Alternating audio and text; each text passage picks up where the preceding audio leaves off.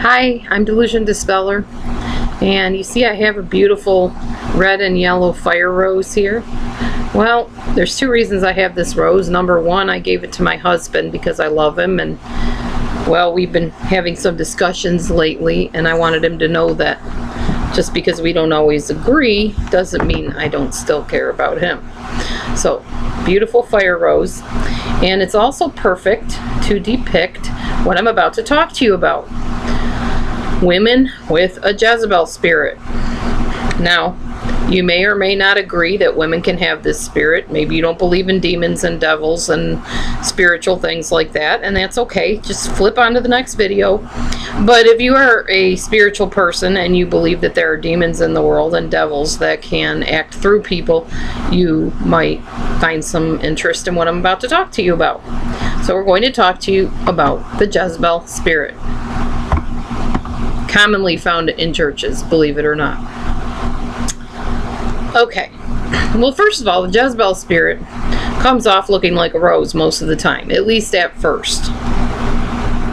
Everybody adores her. She's charming, she's smooth, she's beautiful.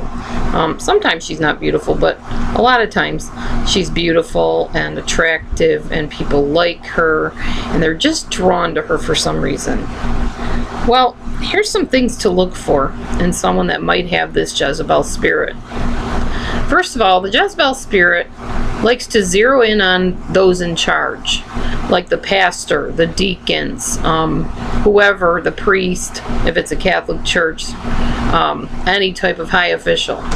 They like to latch onto these high officials because they feel that if they have more control and they can make those officials do what they want them to do, then they won't be hurt by anyone. They can kind of call the shots and avoid being caught up in things that they probably don't want to be bothered with. And then if they have the power, they can hurt other people, and because they have favor of the leader and the authority, they can get away with it. Jezebel spirits act very malicious. They don't care who they hurt, and yes, this must sound very similar to another type of thing we've been talking about, the narcissist. Jezebels justify causing other people problems because they believe that things will be best when they are at the top and in charge. So they will do what they can to get people booted out of positions, and they want to be their replacements, of course. They seek control and they seek recognition. They will go behind your back and badmouth you and turn people against you in a heartbeat. First, they'll seem to be your friend, but then all of a sudden you'll notice that people you usually got along fine with don't trust you, don't like you, think you did things that you didn't do, etc. Because they're bad-mouthing you. Jezebel spirits give the impression that their words are the only true ones from God. They have false humility. They seem to be so humble and so caring and so kind, but it only lasts a very short while. Jezebel spirits hope that they can deceive people long enough that they won't realize who they actually are and what they're up to.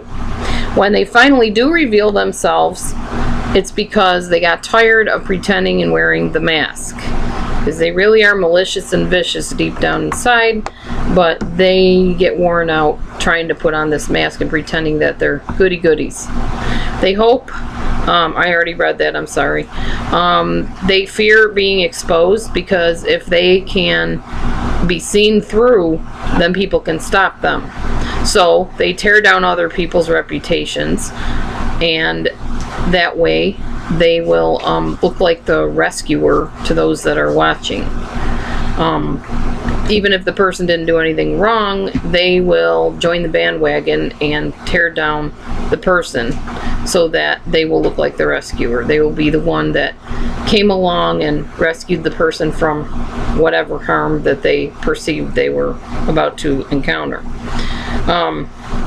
They tear down other people to their victims. I'm trying to figure out what I wrote here. That's the problem. They tear down other people to their victims, so the victim will see them as the rescuer and hero. Okay. Well, hopefully you understand that. Right now it doesn't seem to be computing in my brain too well. Jezebel tries to get weak people to follow her so that she can think for them. That's very true. And that's why people cannot say I have a Jezebel spirit. I do not like people clinging to me and becoming overly dependent on me. It makes me very uncomfortable. If you set me up on a pedestal, I guarantee you I will fall off of it. I don't like being pedestalized.